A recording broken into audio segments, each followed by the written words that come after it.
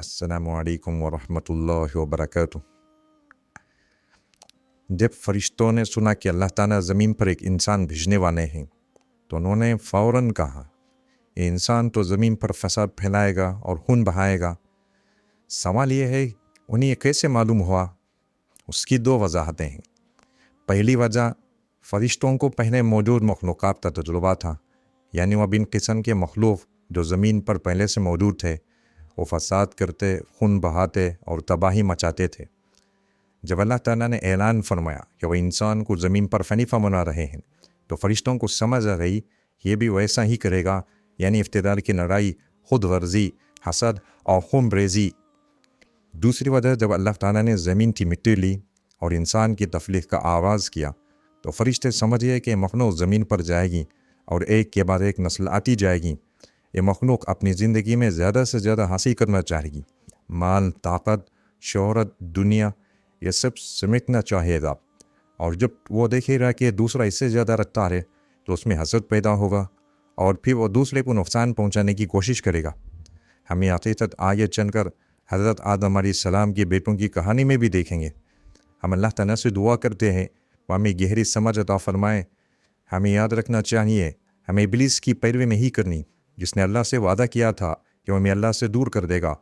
ہم ابلیس کے نہیں، ہم اللہ کے بندے ہیں۔ اللہ کی رحمت کتنی عظیم ہے۔ اگر کوئی شخص 70 سال تک شیطان کی پیروی کرتا رہا ہو لیکن ایک لمحے میں افلاس سے اللہ کی طرف پلٹ آئے تو اللہ تعالیٰ اس کے تمام گناہوں کو معاف فرما دیتے ہیں اور اسے پاکیزہ زندگی عطا فرماتے ہیں۔ ایک نیا آغاز ہوتا ہے، جیسے کتاب پہ نیا صفحہ پلٹا جائے، لیکن اگر آپ صفحہ پلٹنا ہی نہ چاہیں تو کیسے پتہ چلے گا کہ اگلی سطر کیا ہے؟ کل ہم نے حضرت آدم علیہ السلام کے خط کا ذکر کیا تھا۔ ہم نے کہا کہ ان کا کم از کم قد 18 میٹر تھا۔ سوچیے 18 میٹر کتنا بڑا ہوتا ہے۔ انتہائی بلند قامت، ماشاءاللہ، یہی تھا انسان کا اصل قد، مگر وقت کے ساتھ ساتھ ہم چھوٹے ہوتے گئے۔ مزرعہ ارتفاع کہتا ہے انسان پہلے چھوٹا تھا، اب لمبا ہو رہا ہے، مگر حقیقت اس کے برعکس ہے۔ آج کل شاید جوان نسل تھوڑی لمبی لگتی ہے کیونکہ کھانے پینے میں تبدیلی آ گئی، جن میں فرٹیلائزر، جینیاتی طور پر ترمیم شدہ خوراکیں وغیرہ شامل ہیں، لیکن پھر بھی وہ لوگ قدیم اقوام جتنے لمبے نہیں ہیں۔ اللہ تعالیٰ قرآن کریم میں فرماتا ہے کہ پچھلی قومیں پہاڑوں کو تراش کر ان میں گھر بناتے تھے۔ سوچیں ان کے جسم، طاقت اور ساخت کتنی زبردست ہوگی۔ اب آج کے انسان ان کے مقابلے میں بہت چھوٹے اور کمزور ہیں۔ اسی طرح پہلے قوموں کی عمریں بھی 1000 سال تک ہوتی تھیں۔ رسول اللہ صلی اللہ علیہ وسلم نے فرمایا میری امت کی عمریں 60 سے 70 سال کے درمیان ہوگی۔ میں ہمیشہ کہتا ہوں اگر کوئی 70 سال کی عمر کو پہنچ جائے تو وہ اب افطار ٹائم ہے۔ اللہ اکبر، یہ اللہ کی طرف سے خاص انعام ہے۔ اب وہ شخص اللہ سے ملاقات کی تیاری کرے، چاہے انسان کتنا ہی طویل زندگی گزار لے، آخرکار جانا ہے۔ کوئی راستہ ایسا نہیں کہ جس سے موت ٹالی جا سکے، تو سب سے بہتر راستہ یہی ہے کہ ہم اس دن کی تیاری کریں جس دن ہم اللہ کے حضور پیش ہوں گے۔ کچھ لوگ کہتے ہیں ابھی تو زندگی انجوائے کریں، لیکن اگر آپ اسی لمحے موت کا شکار ہو جائیں تو پھر کوئی انجوائے میں ہی بچے گا۔ یہ ایسے ہی جیسے کوئی کہے میں امتحان کی تیاری نہ کروں، بس انجوائے کروں، اور پھر امتحان آ جائے تو پھر غفور کس کا ہوگا؟ اسی لیے ہوش مندی یہی ہے کہ انسان وقت آنے سے پہلے تیاری کر لے۔ یاد رکھیں جب قیامت کا دن آئے گا تو ہم سب حضرت آدم علیہ السلام کے تخت پر دوبارہ زندہ کیے جائیں گے، یعنی ہر انسان کا قد ہوگا 18 میٹر۔ سوچئے ہر انسان 18 میٹر بلند۔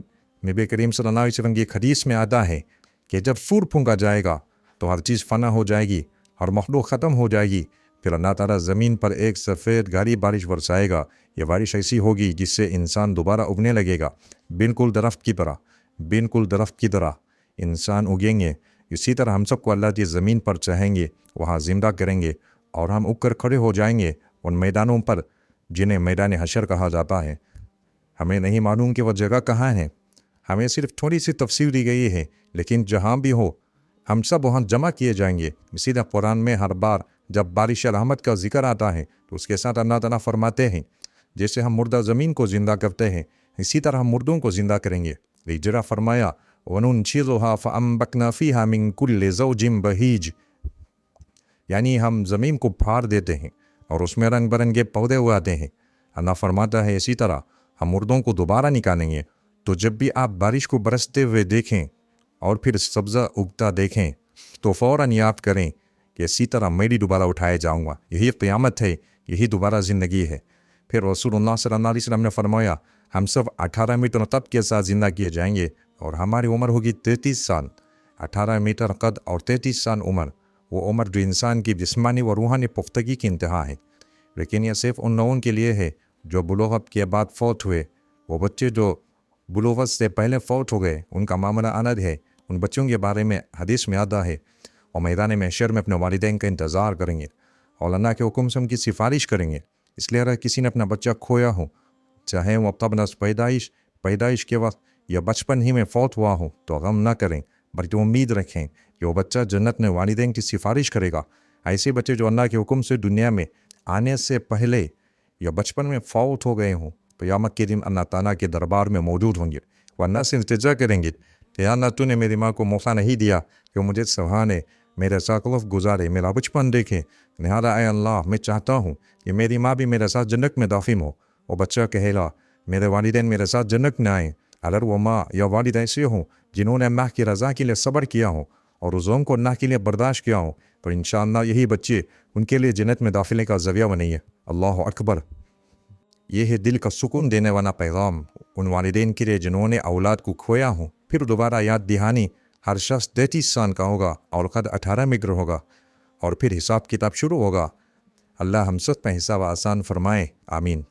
इसके बाद नबी करीम सल्लल्लाहु अलैहि वसल्लम ने फरमाया, वो दिन जिसमें हज़रत आदम अलैहिस्सलाम को पैदा किया गया जुमा था। यह हदीस सही मुस्लिम में हज़रत अबू हुरैरा रज़ियल्लाहु अन्हु से रिवायत है कि आप सल्लल्लाहु अलैहि वसल्लम ने फरमाया, जुमा वो दिन है जिस पर सूरज तुलू हुआ, और वही दिन है जिसमें हज़रत आदम अलैहिस्सलाम को पैदा किया गया, और उसी दिन उन्हें जन्नत में दाखिल किया गया। अब सवाल यह है कि हज़रत आदम जन्नत ही में पैदा हुए थे या कहीं और, इस बारे में इख्तलाफ हैं। लेकिन इस हदीस से मालूम होता है कि पहले पैदा किए गए, फिर उसी दिन उन्हें जन्नत में दाखिल किया गया, यानी तकलीफ़ किसी और जगह हुई और फिर उन्हें जन्नत बाँटी गई। फिर हदीस में आता है क़यामत का दिन भी जुमा पर होगा, यानी जुमा अल्लाह के सबसे बड़े दिनों में से है। फिर एक रिवायत में है हज़रत आदम अलैहिस्सलाम को दिन के आखिरी लम्हे में पैदा किया गया, यानी जुमा की आखिरी घड़ी में। रसूलुल्लाह सल्लल्लाहु अलैहि वसल्लम ने फरमाया, जुमे के दिन में एक ऐसी घड़ी है जिसमें मांगी गई हर दुआ कबूल होती है। ये सही हदीस है और उलमा का इस बात पर इत्तफ़ाक़ है कि जुमे के दिन में कोई ख़ास लम्हा ज़रूर होता है जिसमें अगर बंदा इखलास से दुआ करे तो अल्लाह ज़रूर कबूल फरमाता है। लेकिन वो लम्हा क्या है, कब है, इस पर उलमा का इख्तलाफ है। कुछ कहते हैं कि जब इमाम मिंबर पर चढ़ता है, कुछ कहते हैं खुतबे के दौरान, कुछ कहते हैं असर और मगरिब के दरमियान, कुछ कहते हैं दिन के आखिरी लम्हात में। तो सबसे अक़लमंदाना हिकमत अमली क्या है? पूरे दिन में बार बार दुआ मांगते रहो, ख़ास तौर पर जुमे के दिन बार बार अपनी दुआएं दोहराते रहो। अल्लाह अकबर। अल्लाह ताला हमें अपनी रहमतों के दरवाज़े खोल दे, आमीन। अब हज़रत आदम अलैहिस्सलाम की तख्लीक की तरफ वापस चले आते हैं। आप सल्लल्लाहु अलैहि वसल्लम ने फरमाया, आदम को जुमे के दिन के आखिरी वक्त में पैदा किया गया, इसलिए हमसे कहा गया कि जुमे के दिन आखिरी हिस्से में भी ख़ास तौर पर दुआ करें। फिर आप सल्लल्लाहु अलैहि वसल्लम ने फरमाया, हवा अलैहिस्सलाम को हज़रत आदम अलैहिस्सलाम की पसली से पैदा किया गया। रिवायत में आता है कि जब हज़रत हवा पैदा हुई तो हज़रत आदम अलैहिस्सलाम के लिए अल्लाह की तरफ से एक तोहफ़ा थी। आदम ने उन्हें देखा और पूछा, तुम कौन हो? हवा ने कहा, मैं एक औरत हूँ। आदम ने पूछा, तुम क्यों पैदा की गई? हवा ने जवाब दिया, ताकि तुम्हें सुकून दो, तुम्हारी हमराही बनूँ, तुम्हें राहत और मोहब्बत अदा करूँ। यही है निकाह की असल रूह। आज भी जब निकाह होता है तो उसका मकसद क्या होना चाहिए? राहत, सुकून, सोहबत, मोहब्बत, हम आहंगी। आपका जीवन साथी वह होना चाहिए जिसके साथ आप ज़िंदगी गुजारना चाहें, अमन के साथ, मोहब्बत के साथ, जो आपके लिए रहमत बने, ज़हमत नहीं। लेकिन अफसोस, आज लोग कहते हैं जब मैं इससे डेटिंग कर रहा था तो वो बहुत अच्छा था, अब शादी के बाद वो बिल्कुल बदल गया। माज़अल्लाह। इसलिए होता है क्योंकि शादी से पहले की मोहब्बत धोखा हो सकती है, लेकिन शादी के बाद की मोहब्बत हकीकी इम्तिहान होती है। जब इंसान डेटिंग कर रहा होता है तो शैतान इस ताल्लुक़ को खूबसूरत बनाकर दिखाता है, लेकिन जैसी शादी होती है शैतान खामोशी से चला जाता है। फिर वो उसी शाम वापस आता है, लेकिन अब एक नया मिशन लेकर अब इन दोनों को लड़ाना है, इनके दरमियान झगड़े पैदा करने हैं, ताकि मैं वही हासिल कर लूँ जो मैं पहले गुनाह के ज़रिए हासिल करना चाहता था। शादी से पहले शैतान तुम्हें गुनाह पर आमादा करता है, शादी के बाद वो तुम्हें मोहब्बत को नफ़रत में बदलने पर मजबूर करता है। इसीलिए जब हम अल्लाह के तरीक़े पर अमल करते हैं तो हम गलती नहीं करते। अगर आप में शादी की बुनियाद रखी हो किरदार पर, अखलाक पर, दीन पर, تو یہ رشتہ انشاءاللہ محفوظ رہے گا، اور جب بھی شیطان آئے گا آپ پہچان سکیں گے کہ یہ کون ہے اور کون سا فتنہ برپا کرنے آیا ہے۔ میں ہمیشہ نوجوانوں سے کہتا ہوں، خاص طور پر یونیورسٹی میں پڑھنے والوں سے بڑے ادب کے ساتھ، کہ آپ یونیورسٹی شادی کرنے آئے ہوں؟ وہ کہتے ہیں کہ نہیں، ہم تو پڑھنے آتے ہیں۔ پھر میں کہتا ہوں، پھر کیا ہوا کہ پڑھائی کے بعد تم شادی کے ساتھ واپس لوٹے؟ اگر تم اللہ کے طریقے کے مطابق شادی کرتے ہو، چاہے جہاں بھی ہو، تو وہ کامیاب ہو سکتی ہے انشاءاللہ۔ لیکن اکثر کیمپس کا ماحول ایسا ہوتا ہے، انسان ایک دوسرے سے متاثر ہو جاتا ہے، کیونکہ وہی ماحول، وہی روٹین، وہی شوق، سب کچھ مشترک لگتا ہے۔ لیکن جیسی شادی کے بعد تم انہیں گھر لے آتے ہو تو معاملہ بدل جاتا ہے۔ وہ تمہارے گھر کے ماحول سے خوش نہیں ہوتی، تم ان کے پس منظر سے مطمئن نہیں ہوتے۔ پھر شروع ہوتی ہے ٹکراؤ، شکایتیں اور فاصلہ۔ پھر دل کہتا ہے کاش ہم صرف یونیورسٹی میں ہی رہتے تو شادی بھی کامیاب ہوتی اور بچے بھی پروفیسر ہوتے۔ یہ صرف ایک مثال ہے کہ کیسے صحیح شریک حیات کے انتخاب کا معذوری ہے، چاہے وہ جہاں سے ہو۔ بات صرف یہ ہے، اگر ہم نکاح کو اللہ کو یاد رکھ کر کریں تو وہی نکاح بابرکت ہوتا ہے، اور اگر ہم اللہ کو بھول کر کریں تو وہی نکاح نقصان دہ بن جاتا ہے۔ ہم سب جانتے ہیں حضرت آدم علیہ السلام کو مٹی سے پیدا کیا گیا تھا۔ اگر میں آپ سے پوچھوں مٹی بہتر ہے یا پسلی، تو شاید آپ کہیں گے پسلی، کیونکہ مٹی تو کھانے کے قابل بھی نہیں۔ ماشاءاللہ یہی حقیقت ہے۔ تو اے میرے پیارے بھائیوں اور بہنوں، اس حقیقت کو قبول کریں، اس پر معذرت خواہ ہونے کی ضرورت نہیں۔ میں یہ کہنا چاہیے، اللہ کے نبی صلی اللہ علیہ وسلم نے ہمیں نیچے لکھایا نہیں، یہ تو عزت کی بات ہے، اور یہ عزت قیامت تک باقی رہے گی۔ پھر اللہ تعالیٰ ابلیس کا ذکر کرتے ہیں۔ ہم نے پچھلے حصے میں ذکر کیا تھا کہ اللہ تعالیٰ نے فرشتوں اور ابلیس کو حکم دیا تھا کہ آدم کو سجدہ کرو، اور ابلیس نے کیا کہا؟ نہیں، میں سجدہ نہیں کروں گا، میں اس سے بہتر ہوں۔ تو پہلا گناہ کون سا تھا؟ یہ تھا اللہ کے خلاف تکبر، انکار اور سرکشی، اور یہی وہ گناہ تھا جس کی وجہ سے ابلیس ملعون کہلایا۔ اللہ تعالیٰ نے اسے نکال دیا۔ اب سنیے اللہ تعالیٰ کیا فرماتے ہیں کہ جب ہم نے فرشتوں سے کہا کہ آدم کو سجدہ کرو تو سب نے سجدہ کیا سوائے ابلیس کے، اس نے انکار کر دیا۔ پھر اللہ نے آدم سے فرمایا، اے آدم، یہ تمہارا دشمن ہے، یاد رکھو، یہ تمہیں اس جنت سے نکالنے کا منصوبہ بنائے گا جس میں تم ہو۔ اللہ تعالیٰ نے ہمیں پہلے دن سے ہی خبردار کر دیا کہ ابلیس تمہارا دشمن ہے اور اس کی چالیں نہایت خطرناک ہیں۔ اب آئیے ایک نیا سبق نکالیں۔ جب ابلیس کو جنت سے نکالا گیا تو وہ غصے سے بھر لیا۔ اس نے اللہ تعالیٰ سے کہا، اے اللہ، چونکہ تو نے مجھے نکالا، اب میں اس انسان کو بہکاؤں گا، میں اس کے آگے سے آؤں گا، پیچھے سے، دائیں سے، بائیں سے، نیچے سے۔ لیکن اس نے اوپر کا ذکر نہیں کیا۔ کیوں؟ کیونکہ اوپر اللہ کا عرش ہے، اور ابلیس جانتا ہے اگر یہ انسان اوپر والے رب سے جڑ لیا تو میں کبھی کامیاب نہیں ہو سکوں گا۔ اللہ اکبر! ابلیس ہمیشہ چپکے سے آتا ہے۔ جب آپ دائیں دیکھ رہے ہوں وہ بائیں سے آتا ہے، جب آپ بائیں دیکھیں وہ پیچھے سے آتا ہے، جب آپ پیچھے دیکھیں وہ سامنے سے چلتا ہے، وہ ہمیشہ بھیس بدل کر آتا ہے۔ لیکن اوپر صرف اللہ کی حفاظت ہے۔ اگر ہم اللہ سے دعا کریں اس مالک کائنات سے کہ وہ ہمیں شیطان کے شر سے محفوظ رکھے، تو ابلیس کبھی ہمیں نقصان نہیں پہنچا سکتا۔ اللہ ہمیں ہر حال میں اپنے پناہ میں رکھے، آمین۔ لیکن ابلیس نے کیا کیا؟ اس نے حضرت آدم علیہ السلام پر الزام ڈال دیا، کہنے لگا تمہاری وجہ سے مجھے جنت سے نکالا گیا۔ اب ذرا اور کریں، کیا یہ سچ تھا کہ حضرت آدم کی وجہ سے ابلیس کو نکالا گیا؟ نہیں، یہ ابلیس کا اپنا گناہ تھا جس نے اسے ملعون بنا دیا۔ اب اس واقعے سے ہم اپنی زندگی کے لیے سبق نکالتے ہیں کہ جب ہمیں کوئی مشکل پیش آتی ہے ہم اکثر دوسروں پر الزام ڈال دیتے ہیں، چاہے کام کی جگہ پر ہو، گھر میں ہو، ملک کی سطح پر ہو یا بین الاقوامی سطح پر ہو۔ ہم جڑ کو نہیں پکڑتے بلکہ ظاہر کو الزام دے دیتے ہیں۔ ابلیس کی طرح ہم بھی اپنے گناہ کو نہیں مانتے، نہ معافی مانتے ہیں، بلکہ کسی بھی گناہ کو قصوروار ٹھہرا دیتے ہیں، بالکل جیسے ابلیس نے کہا، یا نہ میں غلطی پر ہوں، میں نے تکبر کیا، مجھے معاف کر دے۔ ایسا کہنے کے بجائے اس نے کہا آدم کی وجہ سے میں نکالا گیا۔ آج کے زمانے میں بھی یہی ہو رہا ہے۔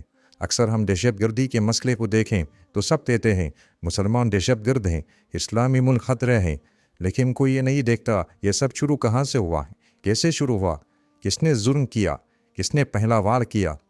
آج جب ہم دنیا میں کچھ ظلم دیکھتے ہیں تو لوگ نتائج پر تو بات کرتے ہیں لیکن اس کے اصل اسباب پر غور نہیں کرتے۔ کوئی نہیں کہتا یہ سب کچھ آخر ہوا کیوں، اس کا جڑ کیا ہے، کس نے پہلی چنگاری لگائی، بلکہ سب صرف یہ کہتے ہیں یہ لوگ ایسے ہیں، وہ لوگ ویسے ہیں۔ اسلام کو دہشت گردی سے جوڑا جاتا ہے، حالانکہ اسلام کا دہشت گردی سے کوئی تعلق ہی نہیں۔ اسلام محبت سکھاتا ہے، امن سکھاتا ہے، عزت، انصاف، وقار اور تحمل سکھاتا ہے۔ ہم تو ہر سطح پر امن کو فروغ دیتے ہیں اور اللہ سے دعا کرتے ہیں، یا اللہ دنیا کے ہر کونے میں ہمیں امن عطا فرما۔ لیکن جب کوئی مجرم آ کر فساد کرے اور الزام مسلمانوں پر ڈال دیا جائے تو یہ منظر ہمیں ابلیس کی یاد دلاتا ہے۔ ابلیس نے بھی تو یہی کیا تھا، اللہ نے اسے سجدے کا حکم دیا اور اس نے انکار کیا، پھر آدم پر الزام ڈال دیا۔ ہم اللہ سے دعا کرتے ہیں وہ ہمیں گہری سمجھ عطا فرمائے اور ہمیں یہ شعور دے یا مسئلے کی جڑ کو سمجھ سکیں، چاہے وہ ہمارے گھروں میں ہو، ہمارے کاروبار میں ہو یا معاشرے سے سطح پر ہو۔ اللہ تعالیٰ ہم سب کے مسائل کو حل فرمائے، آمین۔ پھر وہ قرآن کہتا ہے ابلیس حضرت آدم علیہ السلام کے پاس آیا اور کہا، یہ درخت دیکھ رہے ہو اور اب تم اس میں سے کھا لو تو تمہیں دو چیزیں ملیں گی، ایک ہمیشہ کی زندگی، دوسری بڑی بڑی بادشاہی اور ملکیت۔ اب سوال پیدا ہوتا ہے کہ جب ابلیس کو جنت سے نکال دیا گیا تھا تو حضرت آدم کے پاس کیسے پہنچا؟ اس نے ان سے کیسے بات کی؟ یہ ایک انتہائی دلچسپ سوال ہے۔ تو اب ہم قرآن کی ایک اور آیت کی طرف چلتے ہیں جہاں اللہ تعالیٰ فرماتے ہیں، اِنَّهُ يَرَاكُمْ هُوَ وَقَبِيلُهُ مِنْ حَيْثُ لَا تَرَوْنَهُمْ۔ اور ابلیس اور اس کا لشکر تمہیں وہاں سے دیکھتا ہے جہاں سے تم اسے نہیں دیکھ سکتے۔ یہ کچھ ایسا ہی ہے جیسے آج کل کے زمانے میں وائرلیس ٹیکنالوجی جیسے Bluetooth, wi fi, remote control, یعنی کنیکشن تمہارے ہاتھ میں نہیں ہوتا لیکن پھر بھی کنیکشن ہوتا ہے۔ اسی طرح شیطان بھی غیبی طور پر اثر ڈالتا ہے اور تمہیں پتہ بھی نہیں چلتا کیونکہ اس کا کنٹرول دکھائی نہیں دیتا لیکن اثر رکھتا ہے۔ جب ابلیس نے حضرت آدم علیہ السلام سے کہا کہ اس درخت سے کھاؤ اور تمہیں دائمی زندگی و بادشاہی ملے گی، تو سوال پیدا ہوا ابلیس نے پیغام جنت کے اندر تک کیسے پہنچایا؟ کیونکہ ہم جانتے ہیں اللہ نے اسے جنت سے نکال دیا تھا، تو کچھ علماء کہتے ہیں اللہ ہی جانتے ہیں وہ کیسے داخل ہوا، ہم اس کا طریقہ نہیں جان سکتے۔ ہو سکتا ہے کچھ خاص اہل علم اس پر اندازہ لگائیں لیکن حتمی طور پر صرف اللہ ہی جانتا ہے۔ کچھ روایت کے مطابق ابلیس نے ایک سانپ اژدہا کا سہارا لیا جو اس کے لشکر سے تھا، اور وہ سانپ کے گلے یا جسم میں چھپ کر آیا، پھر اندر آ کر حضرت آدم سے سرپوشی کی۔ یعنی ابلیس براہ راست ظاہر نہیں ہوا، میں کہا کہ میں ابلیس ہوں، بلکہ چپکے سے بھیس بدل کر بغیر پہچانے آیا۔ آج بھی جب شیطان آتا ہے تو کیا وہ خود کو ابلیس کہتا ہے؟ نہیں، اور تمہارے دل میں خیال ڈالتا ہے، تمہیں وسوسہ دیتا ہے اور تمہیں لگتا ہے کہ یہ تمہارا اپنا خیال ہے، یہی اس کی اصل چال ہے۔ پھر شیطان کہتا ہے میں تمہیں ایسا طریقہ دکھاتا ہوں جس سے تمہاری صحت ٹھیک ہو جائے، زندگی بہتر ہو جائے، بیماری دور ہو جائے۔ اور انسان بھی جب بیمار ہوتا ہے تو وہ پہلے اللہ سے دعا کرتا ہے، پھر ڈاکٹر کے پاس جاتا ہے، پھر دوا لیتا ہے۔ لیکن اگر ایک مہینہ گزر جائے اور افاقہ نہ ہو، 2 مہینے گزر جائیں اور بیماری ٹھیک نہ ہو، تو اب وہی شیطان دوبارہ آتا ہے اور کہتا ہے ایک اور طریقہ ہے، چلو کسی پیر صاحب کے پاس چلتے ہیں جو بتا سکتا ہے کہ کس نے جادو کیا ہے، یا کسی عامی کے پاس یا نجومی کے پاس یا کسی ننگا بابا کے پاس۔ اور یوں انسان وہی غلطی کرتا ہے جو آدم کے بعد ابلیس نے شروع کی تھی، اور ہم آدم کے بعد آنے والے انسان وہی چالاک جال میں دوبارہ پھنس جاتے ہیں۔ اس کا نتیجہ کیا نکلتا ہے؟ ہم صحت اور زندگی کی تلاش میں اپنے ایمان، توحید اور یقین کو خطرے میں ڈال دیتے ہیں۔ یاد رکھیں، ہم ڈاکٹر کے پاس جا سکتے ہیں، دوا لے سکتے ہیں، لیکن ہم کبھی ایسا کام نہیں کریں گے جو اللہ کو ناراض کرے، چاہے ہماری صحت کتنی خراب کیوں نہ ہو۔ چونکہ آخر ہمیں مرنا ہی ہے، چاہے آج مریں یا کل۔ لیکن اگر ہم نے اللہ کو ناراض کر کے شفا حاصل کی تو ہم نے امتحان میں ناکامی پائی۔ لہذا جو کچھ بھی حرام ہے، ناجائز ہے، ہم اس سے دور رہیں گے، ہمیں دور ہی رہنا ہے، یہی سبب ہمیں ملتا ہے۔ اب ایک اور سبب، کبھی ہمارا کاروبار خسارے میں چلا جاتا ہے، پھر وہ جل کر لاکھ ہو جاتا ہے، پھر ہم اسے دوبارہ سنبھالتے ہیں، تب ڈاکو آ کر لوٹ لیتے ہیں، پھر ہم کسی سے قرض لے کر دوبارہ کھولتے ہیں تو ٹیکس کافی سارا جاتا ہے، ہر طرف سے نقصان در نقصان، تو ہم کہتے ہیں اب کافی ہو گیا۔ ہم کسی سے استخارہ کرواتے ہیں، کسی عامل کے پاس جاتے ہیں، ہمیں لگتا ہے بدقسمتی ہے، پھر وہ عامل کہتا ہے تمہیں 3 ہڈیاں لینی ہوں گی اور انہیں مرسیڈیز بینز کے نشان کی طرح رکھنا ہوگا، اور پھر 3 لیمو لینے ہوں گے، ہر خانے میں 1 لیمو رکھنا ہوگا، اور ہر لیمو کا وزن 80 گرام سے زیادہ نہ ہو، پھر ہر لیمو سے 5 پترے نکالنے ہوں گے، پھر اس کا رس اکٹھا کر کے اس میں سے تھوڑا سا زعفران ڈالنا ہوگا۔ اللہ اکبر! بس یہ سن کر ہی سمجھ جانا چاہیے یہ سب ابلیس کا کھیل ہے۔ آپ جب بیمار ہوں اور کوئی آپ سے کہے 5 لیمو کاٹ لو، 10 گلاب لے آؤ، انہیں فلاں ترتیب سے رکھو، تو سمجھ لیں یہ سب کچھ اللہ پر ایمان کا امتحان ہے۔ ہم اور کریں۔ شیطان ہم پر ہنس رہا ہوتا ہے اور اللہ پر ہنسنے کی کوشش کر رہا ہوتا ہے، نعوذ باللہ۔ وہ کہتا ہے دیکھو، جب ان سے کہا جاتا ہے کہ نماز پڑھو، دعا کرو، جائز دوا نو، تو یہ سنتے نہیں۔ لیکن جب میں کہتا ہوں 80 لیمو کاٹو، پانی میں ڈال کر مٹی میں دفناؤ، تو فوراً کر لیتے ہیں۔ اللہ اکبر! یہ ابلیس کی سب سے بڑی کامیابی ہوتی ہے، اور ہمارا سب سے بڑا خسارہ۔ کچھ لوگ کہتے ہیں ہمیں کسی نے بتایا کہ ہمارے خاندان پر جادو کیا گیا ہے، جس سے ہمارا دل تباہ ہو گیا۔ تو سوال ہے، انہیں یہ بات کس نے بتائی؟ کہ حضرت جبرائیل علیہ السلام نازل ہوئے تھے؟ اگر جبرائیل نہیں آئے تو یقیناً ابلیس ہی آیا ہوگا۔ اللہ اکبر! اور جب ابلیس آتا ہے تو وہ مسلمان بن کر آتا ہے۔ وہ کہتا ہے میں جن ہوں، پاکیزہ جن، مسلمان جن، صحابی ہوں، نبی صلی اللہ علیہ وسلم کو جانتا ہوں، اور آپ سمجھتے ہیں وہ تو سب کچھ جانتا ہے۔ یہاں سے سبق لیجئے، جب ابلیس آتا ہے اور بھیس بدل کر آتا ہے۔ اس لیے اگر کوئی جن کہے میں مسلمان ہوں تو یاد رکھو وہ جھوٹا ہے۔ کیوں؟ کیونکہ جنوں کی شریعت کے مطابق انہیں انسانوں کے قریب آنے کی اجازت نہیں۔ اللہ تعالیٰ قرآن مجید کی سورہ الجن میں فرماتے ہیں اے جنوں کی جماعت، تم نے انسانوں کو خوب بے وقوف بنایا ہے۔ اور سورہ الجن میں یہ بھی فرمایا انسانوں میں سے کچھ لوگ ایسے تھے جو جنات کے ذریعے پناہ، خیر اور شفا چاہتے تھے، تو جنات نے انہیں اور زیادہ گمراہی، پریشانی اور مصیبت میں مبتلا کر دیا۔ تو کیا جنات سے مدد لینا جائز ہے؟ بالکل نہیں۔ یہ سبب خاص طور پر ان لوگوں کے لیے ہے جو دعویٰ کرتے ہیں کہ ہم جنوں کو قابو میں رکھتے ہیں، ان سے کام لیتے ہیں۔ سوچیں، اگر ابلیس آدم جیسے جلیل القدر نبی کو دھوکہ دے سکتا ہے تو ہم کچھ بھی نہیں۔ کیوں؟ حضرت آدم علیہ السلام ابلیس کو دیکھ سکتے تھے، اسے پہچانتے تھے، اس کا چہرہ، انداز، گفتگو سب جانتے تھے، پھر بھی ابلیس نے انہیں فریب دیا، اور ہم تو اسے کبھی دیکھ ہی نہیں سکے، تو ہم کیسے بچے رہیں گے؟ اگر ہم اللہ کی فرمان مانیں، پھر نبی صلی اللہ علیہ وسلم ایک اور سبب دیتے ہیں۔ اگر کوئی امیر بننا چاہے تو 2 راستے ہوتے ہیں۔ پہلا، مشکل مگر جائز، محنت کرے، تنخواہ لے، آہستہ آہستہ ترقی کرے، یہ طریقہ جائز اور آزمائش بھی ہے۔ دوسرا، آسان مگر حرام ہے، چوری، فراڈ، دھوکہ، ڈاکہ، جہاں شاید دولت آ جائے لیکن زندگی میں خوف، بے سکونی اور اللہ کی ناراضگی۔ سوال یہ ہے کہ آپ چاہتے ہیں وقتی فائدہ لے کر ہمیشہ تنفان کمائیں، یا صبر کے ساتھ تھوڑا تھوڑا لے کر جنت کمائیں؟ جب ہم بیمار ہوتے ہیں تو ہر چیز جیسے رک جاتی ہے۔ اللہ تعالیٰ ہمیں سمجھ اور بنائی عطا فرمائے، آمین۔ ایسے وقت میں کیا کرنا چاہیے؟ اللہ سے دعا کرو، قرآن اور سنت کے مطابق علاج کرو، جائز اور حلال ذرائع اپناؤ اور صبر کرو۔ شفا آہستہ آہستہ آتی ہے لیکن یقیناً آتی ہے۔ لیکن اگر آپ چاہتے ہیں بس فوراً ٹھیک ہو جاؤں، ایک رات میں مسئلہ ختم ہو جائے، تو لوگ کہاں جاتے ہیں؟ جادوگروں اور ٹونے ٹوکے والوں کے پاس۔ وہ کیا کرتے ہیں؟ ابلیس کو استعمال کرتے ہیں، اور ابلیس تم پر ہنستا ہے، اللہ پر ہنسنے کی کوشش کرتا ہے، نعوذ باللہ، اور کہتا ہے کہ اے اللہ دیکھ، میں نے ان سب کو بیوقوف بنا دیا۔ اب سمجھیں، ہر انسان کے ساتھ 2 روحانی طاقتیں ہوتی ہیں، ایک فرشتہ، ایک شیطانی جن، جسے قرین کہا جاتا ہے۔ فرشتہ ہمیشہ نیکی کا حکم دیتا ہے، اور قرین جن ہمیں برائی کی ترغیب دیتا ہے، اور ہم خود یعنی ہماری روح وہ فیصلہ کرتی ہے ہم کس کو غالب آنے دیتے ہیں۔ اگر آپ فرشتے کی بات مانیں گے آپ نیک انسان بنیں گے، اگر آپ قرین کو جیتنے دیں گے تو آپ گنہگار بن جائیں گے۔ پھر جب انسان مر جاتا ہے تو اس کی روح اللہ کے پاس واپس چلی آتی ہے، اور کبھی واپس نہیں آتی۔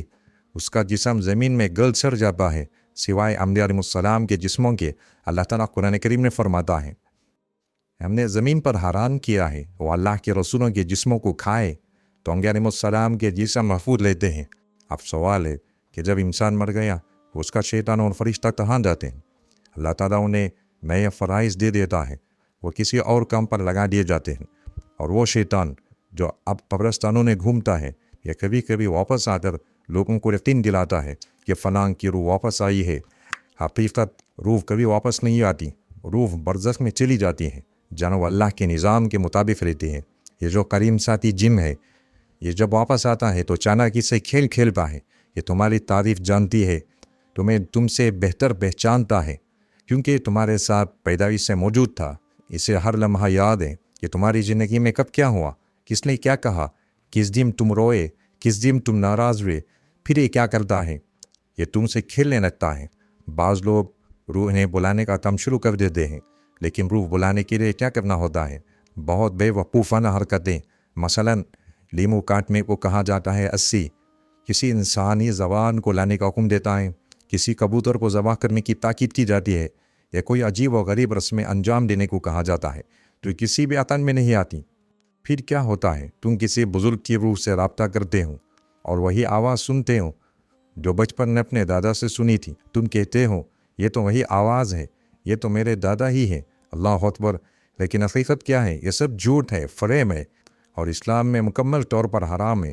یاد رکھو، ایسا کرنا ممکن ہے لیکن گناہ ہے، جیسے چوری ممکن ہے لیکن ناجائز ہے۔ یعنی جادو، جنات اور روحوں سے بات کرنا ممکن ہے لیکن یہ سب کچھ گناہ ہے اور اللہ کے نزدیک ناپسندیدہ ہے۔ یہی وہ سبق ہے جو ہمیں ابلیس سے ملتا ہے۔ ابلیس نے پہلے دن ہی وعدہ کیا تھا کہ میں انسانوں کے پاس چپکے سے آؤں گا، ایسے طریقے سے کہ نیک لوگ بھی مجھے پہچان نہ سکیں۔ پھر اللہ تعالیٰ قرآن میں فرماتا ہے ان عبادی لیس لک علیہم سلطان، میرے سچے بندوں پر تمہارا کوئی اختیار نہیں۔ اللہ کرے ہم اللہ کے سچے بندوں میں شامل ہوں، آمین۔ پھر اللہ تعالیٰ حضرت آدم علیہ السلام کے بارے میں فرماتے ہیں وَلَقَدْ عَهِدْنَا إِلَىٰ آدَمَ مِن قَبْلُ فَنَسِيَ وَلَمْ نُجِدْ لَهُ عَزْمًا، ہم نے آدم سے پہلے ہی وعدہ لیا تھا لیکن وہ بھول گئے اور ہم نے ان میں گناہ پر پختہ ارادہ نہیں پایا۔ یعنی حضرت آدم نے گناہ کا ارادہ نہیں کیا تھا، ایک انسانی بھول تھی۔ لوگ سوال کرتے ہیں شیخ آدم نے گناہ کیوں کیا، کیا وجہ تھی؟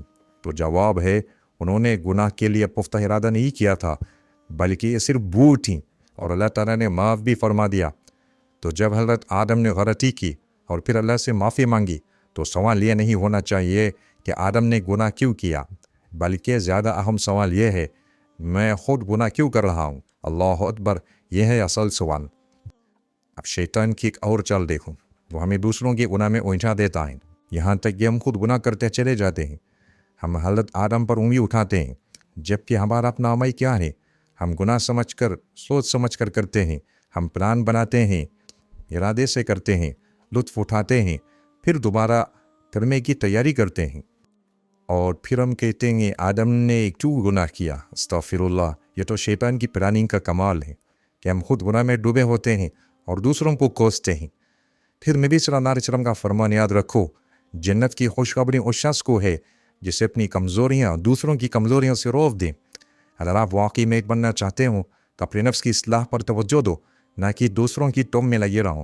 ایک مرتبہ کسی نے مفتی صاحب سے سوال کیا، ایک امام مسجد میں بائیں پاؤں سے داخل ہوا، اس کا کیا حکم ہے؟ مفتی صاحب نے کہا اسے امام ہی رہنے دو اور اس کی تنخواہ بڑھوا دو۔ میں نے کہا کیوں؟ انہوں نے جواب دیا ان لوگوں نے اس امام کے خلاف کچھ بھی لڑپ نہیں پایا، صرف یہی بچا کہ وہ بائیں پاؤں سے مسجد میں داخل ہوا، تو بہترین امام نے۔ اللہ اکبر، اگر یہ ان کا واحد اعتراض ہے تو امام واقعی قابل تعریف ہیں۔ اور سچ یہ ہے ہم دوسرے کے گناہ تلاش کرتے رہتے ہیں جبکہ خود ان سے بھی زیادہ گناہوں میں ڈوبے ہوتے ہیں۔ ایک واقعہ ایسا بھی ہوا تھا کہ جس کا میں نے ابھی تک ذکر نہیں کیا۔ جب حضرت آدم علیہ السلام کی تخلیق ہوئی تو اللہ تعالیٰ نے ان کو پشت سے ان کی پوری نسل نکالی، یعنی قیامت تک آنے والے تمام انسانوں کو، ہم سب کو، ہر ایک کو۔ اور پھر اللہ تعالیٰ نے حضرت آدم کو دکھایا کہ اے آدم، یہ ہے تیری نسل، ایک کے بعد ایک آتے جائیں گے۔ حضرت آدم حیران رہ گئے تو اللہ تعالیٰ نے ہم سب سے ایک سوال پوچھا جس کا ذکر قرآن مجید میں بھی آتا ہے۔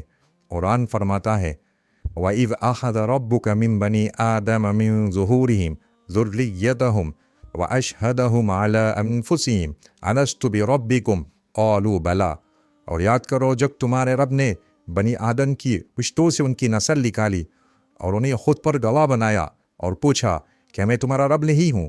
سب نے کہا جی ہاں، ہم گواہ ہیں۔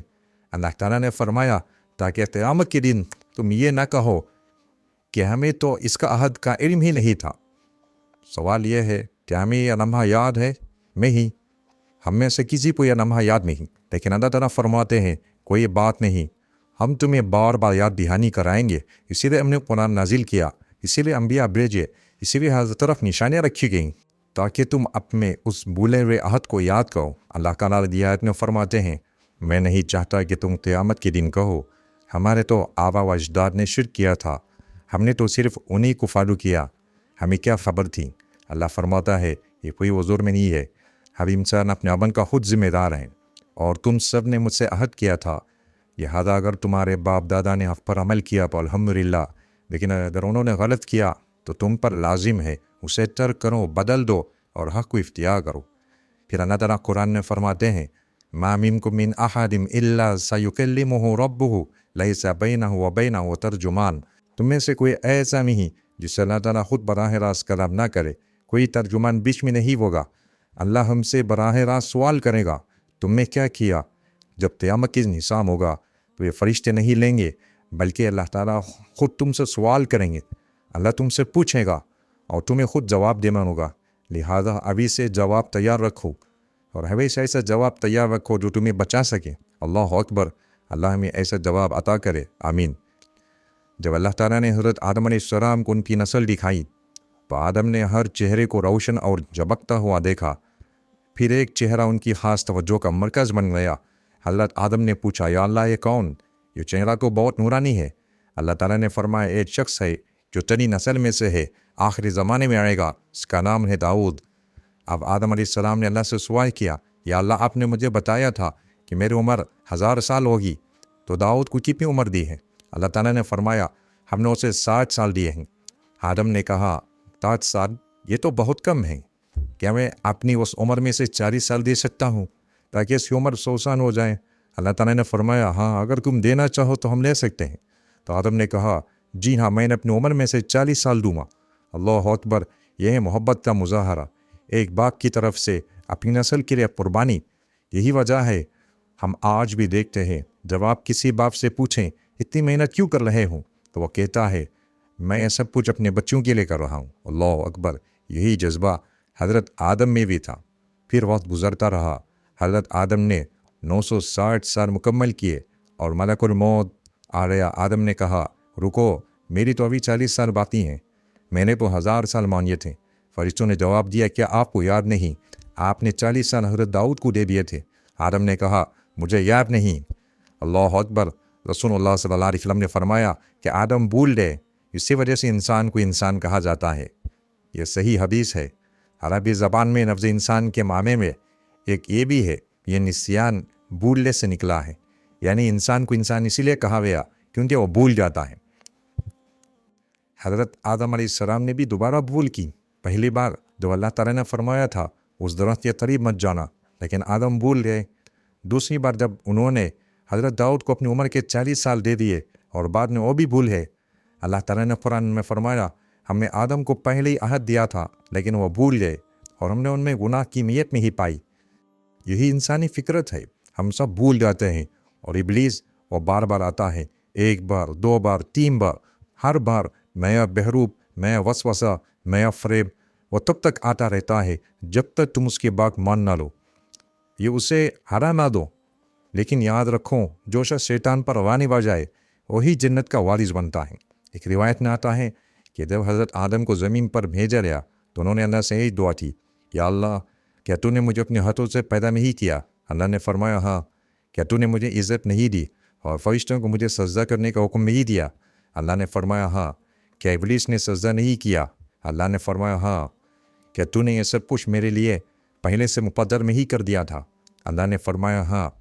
پھر آدم نے کہا تو اے اللہ اگر میں تیری اطاعت کروں اور تجھ سے مغفرت مانگوں تو کیا تو مجھے دوبارہ جنت عطا کرے گا؟